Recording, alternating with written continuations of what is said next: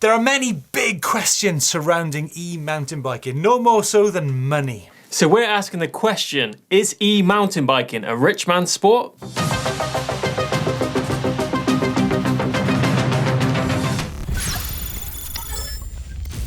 So Steve, what would you actually call your first e-mountain bike? It's going to be budget bike, beginner bike, entry level, cheap? I'd actually call it beautiful, Chris. True. Yeah. No, seriously, aren't all those definitions the same? I'm thinking a bigger thing to think about here is the difference between an e-bike and an e-mountain bike. Of course, an e-bike is purely for commuting, smooth trail roads, forest paths, things like that. And an e-mountain bike is like a proper, true electric off-road mountain bike, which you can do proper technical terrain on. But I suppose it all comes down to how much money you earn, you know, and how much you're going to spend on a bike. We all earn different money on a job, so however much money you've got left. Yeah, we all have differences in priorities and lifestyle. I mean, poor Josh behind the camera, he's heard endless times how when I used to clean cars for a living, I used to spend about a third of my wages, if you call them wages, on bicycles and motorbikes. But yeah, it depends on your lifestyle and your priorities. Some people spend 10%, some people spend 40%. I guess if we're looking at, if you're looking at non-e-bikes, you're probably looking at about £500 to £1,000 on an entry-level hardtail. But I think it comes back to, Chris, the question of what exactly is an e-mountain bike in terms of its capabilities and, you know, how it's built. Yeah, I think it comes down to obviously components, battery and motor, sizing, and all specification of, you know, the whole bike. I think it's the main thing. Yeah. And of course, you know, if you've got an e-mountain bike, and I think one of the key things that we found out in our recent video on entry-level hub drive versus mid-drive was how important the battery range was on that bike, and also the fact that the mid-drive bikes are a lot more capable than the hub drive ones, right? Yeah, definitely saw some massive differences between those bikes, didn't we? So I guess we're actually talking about two different things here. We're talking about how much do you spend on your first e-mountain bike, and actually what is an e-mountain bike, because there is a bit of a grey area between e-mountain biking and e-biking, right? Definitely, and I think it's all relative at the end of the day. You know, if I'm going out for dinner tonight, I could pop down a local supermarket and get a microwave dinner for £2. Yeah. Or I could go to a pub and spend £10 on my meal, or I could take my missus out for a massive lunch at a posh restaurant and spend £100 tonight. Well, you know? I'm glad you've got your priorities right with your wife there, Chris. I guess, yeah, it depends on how much you actually care about biking, right? And that defines how much you spend, I think. Yeah, totally. I think if it's your biggest focus in life, then you can spend a lot of money. If it's something you might do once a month, then you might throw a few £100 at it. You know, it's like cars, right? I mean, there was no way I would spend more than £2,000 on a car, whereas a lot of people spend like 20 to 40 grand. I find that bonkers because I simply don't care about cars. No, I'd rather have a more expensive bike than a more expensive car. Too right. Now, we'd love to hear from you guys on what you think an entry-level e-mountain bike is and how much you'd be prepared to spend on one, or maybe you've already done that. In the meantime, we've had lots of comments and questions in on our hub drive versus mid-drive video. Dustin Neufbauer believes we're being a little bit elitist, right? Yeah, he's saying that we're ignoring everything less than the top-end e-bikes. Which we weren't. No, exactly. You know, we had the high bike there with the mid-drive motor. That's actually one of the cheapest, or should I say, the least expensive e-mountain bikes on the market with a mid-drive motor. And but true, you can actually get bikes such as the Carrera Vulcan. Yeah, the Carrera Vulcan, this hub drive. I think that's hub drive at £850. Yeah, lots of different options out there as well, isn't it? But the whole sort of idea of the video is to show what performance you can get at a certain price point. It wasn't, you know, a review of any of the bikes in any way either. So. And if you think that we're being elitist, I actually did a bit of research online, and some e-bike websites quote entry level as about €3,500. So in no way we've been elitist for that video. We just want to get across the basic information. Also, Chris Till saying the Focus hub drive bike is actually quite impressive for the riding the majority of people will want to do. But the price is really so close to the mid-drive bike. And I suppose it's kind of true what he's saying. It's what your perception is of mountain biking at the end of the day. If it is just smooth fire roads, trails and tarmac commuting, then yeah, that bike will be fine. But as we saw in the video, hub drive bike just isn't as capable when it comes to demand and off-road stuff as the mid-drive bike. So it's perception at the end of the day. You might be thinking that mountain biking is this, whereas we think mountain biking is that. You know, it's totally different. You tell him, Chris. You tell him. Roger Collingwood, meanwhile, thinks our video was fairly pointless, apart from proving that an expensive bike is better than a cheap bike. He goes on to say that this video does not once mention torque and fails to explain that even if the motors have the same power, the one that is mid-mounted benefits from the torque multiplication of the gears so it can produce full power at low speeds. I don't think people buying their first e-mountain bike are going to be actually interested in all that stuff. I think what we did, we actually proved, we actually went out and showed real world situations, not just numbers, because ultimately numbers, torque numbers especially, count for nothing unless you've got the skill and the terrain to use it. Really nice comment from Wayne Carcreek actually. Some nice points there. I think the video is a reply to those already asking why EMBN doesn't show more cheap bikes and only focuses on off-road capable bikes. So there you go, get involved in the comments. What do you guys think about entry-level e-bikes? How much do you want to spend? And we'll have another discussion, no doubt, in the weeks to come. Big news this week, 5 times World Cup downhill champion Aaron Gwin has finally seen the light and been training on his intense taser with Ryan Dungey, who himself is a pretty handy bike rider, Chris. Yeah, he's 4 times Supercross world champion as well, not a stranger to 2 wheels, and they've definitely seen the light of e-bikes. What's quite interesting, I think, on the video is they're saying such things as game-changing, health and lifestyle.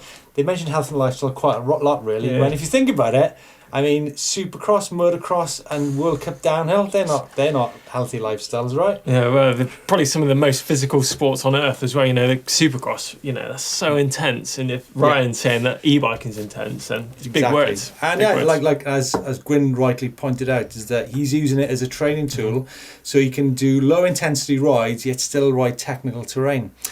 Meanwhile, Chris, I've seen a guy who's after your job, Geordie Lynn, out in Vancouver riding his YT decoy. Yeah, he's absolutely shredding it. I reckon that is probably the biggest drop that I've ever seen done on an e-bike so far. Even bigger than the stuff I've done. Well, I didn't like to say, but I thought it was a pretty big step down, right? Yeah, I love the video as well. You see his dog come up to the edge and like Geordie goes down this massive rock slab and the dog has a look and it's like, no, sod that, turns back. Amazing video. But Chris, you know what? It's nothing that you can't do. I want to see you stepping it up on a stepping it down. Stepping it down on a big one like that. Yeah. Nice. Tech of the week. Chris, did you see the new Norco Fluid e-bike? Yeah, I saw it, Fluid XLT, and doesn't it look amazing? It's got the Shimano in-tube battery, and once again we're seeing that down tube getting a lot more slimline. Yeah, we talked about on last week's show, didn't we? Beautiful looking bike. I love the colours on that bike. Doesn't matter about the motor or anything like that, Chris. 120mm comes in 4 sizes. What's interesting is it's actually quite a big bike, so the reach on a extra large is 500mm. Yeah, so that really is out there. But what's also interesting is that Norco actually tended to change the chainstay length in relation to the front centre. So it's like on a smaller bike there'd be a smaller chainstay, on a larger bike there'd be a longer chainstay to balance the bike out front and rear. But they don't do that on this hardtail, which is quite same for all of them. Really. E7000 and E8000 motor on that as well. It looks like a totally dialed hardtail. Today's electrics is all about slow speed technique, control and balance. We're taking a tip from the Motor Trials guys, and what they do is practice their figure of 8s out in the woods, getting tighter and tighter, practicing the left hand turns and the right hand turns, but really slow and really controlled. First up, you need to find 3 trees just like this. Right, so we found our 3 trees. This is really cool because you're coming down the hill, so you can work on our downhill turns, but then coming up it as well, so you can practice on climbing those slow speed balance turns and things like that. First up, you just need to come in, work your way down and around the trees, just working on balance. It's not about speed, it's all about just balance and fine control and delivering that power back up the hill as well. Power mode is nothing crazy, just flick it down maybe into trail, something like that, or even eco. It's all about just getting that power down but keeping it smooth and looking at your lines. Let's give it a quick go.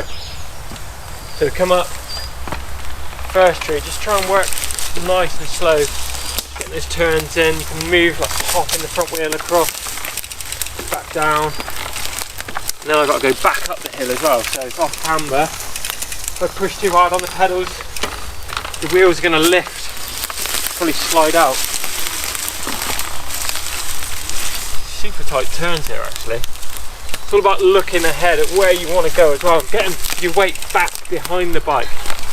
Just nice and slow look.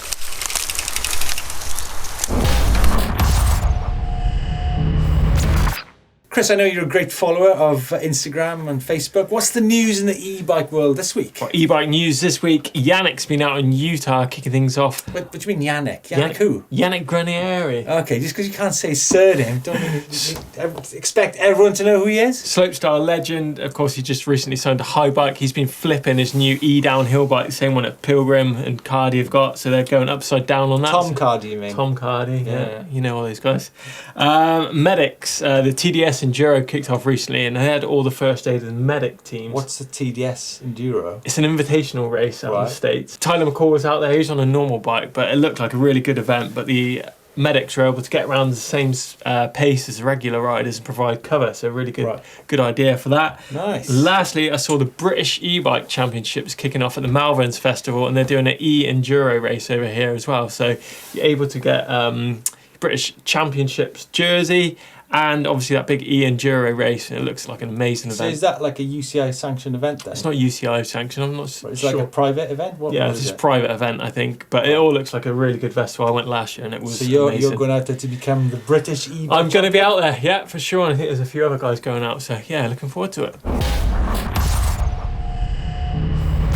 There's a lady who's sure all that glitters is gold, and she's buying a stairway to heaven. Stairway to heaven? What are you on about? Yeah, this video you got. Oh, this guy Alexander, he's riding his trail in his garden. Actually, check this out: a little stair climb, little wheelie. Nice little stair set there, Alexander. But what I did like was that EMBN jersey. Where can you get those from then? Machynlleth. Machynlleth. That's where Led Zeppelin used to live. Ah, but where can you get the like jersey in a Stairway to Heaven. Oh, the jersey, okay. you can get the jerseys from the EMBN shop. You can get way more in there as well. Jerseys, hats, jackets, you name it, it's all in there. So be sure to check it out. Really good way of supporting the channel. But no stairs.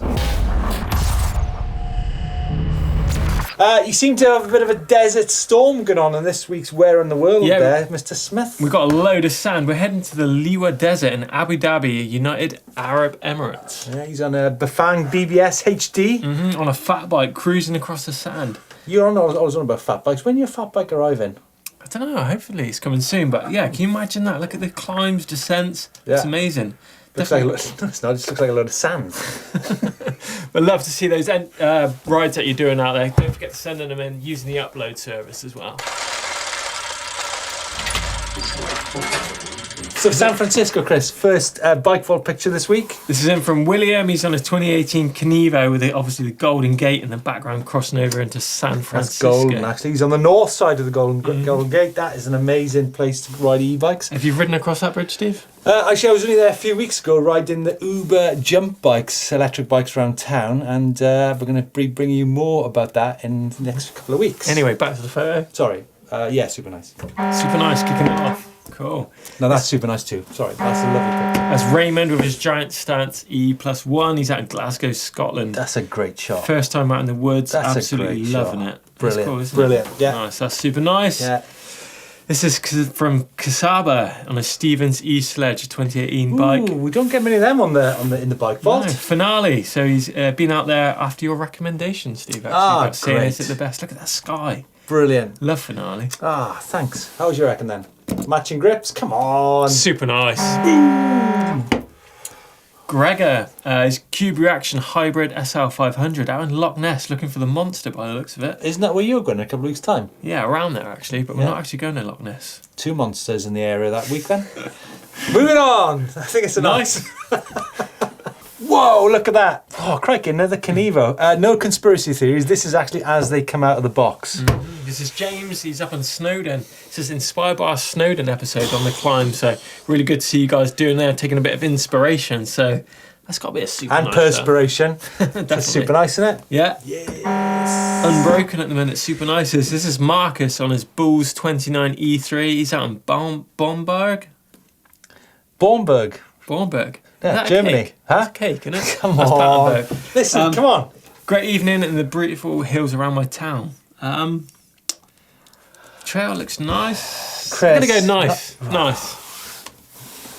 Oh, a little bit underexposed. Sorry, that's a nice. David with his high bike X-Duro. He's out in... David, keep an eye out on the exposure between the light and the dark there. If you'd have put that slightly to the right in the bluebells, I mean, yeah, you could have had it all. Bike looks good as well. This is David as well. Vitus E Summer VR. He's out in Gleniffer Braes in Paisley, Scotland. Paisley. Nice, look at that. And? Super nice. Loving that sunset shot. This last one in. This is Steve with his Giant Trance E+1. He's out in Queensland, Australia. 357k done in the first month of having my e-bike. Crikey, that's pretty good, isn't it? I'm not sure about the post, Chris. Sure. What do you think? I'd love to see the bay myself. A bit Yeah, more I of the reckon bay. come round into the shot a bit more. I mean, I'm on the fence here with this one. Nice, I think. What are you thinking? Yeah. Nice, you agree? Yeah. So that's it for this week's Bike Vault. We love seeing all your bikes here on EMBN. Don't forget to start sending them in using the upload service. It could be you on next week's show. Could be you. Got lots of promises from Chris Smith, right? That's it for this week's EMBN. In the meantime, if you want to stick around with us, check out the controversial hub drive versus mid drive entry level bikes and leave your comments. Yeah, don't forget to subscribe to EMBN by clicking the globe in the middle of the screen. Give us a thumbs up if you enjoyed it. Drop some comments in the box below and we'll see you next week's show.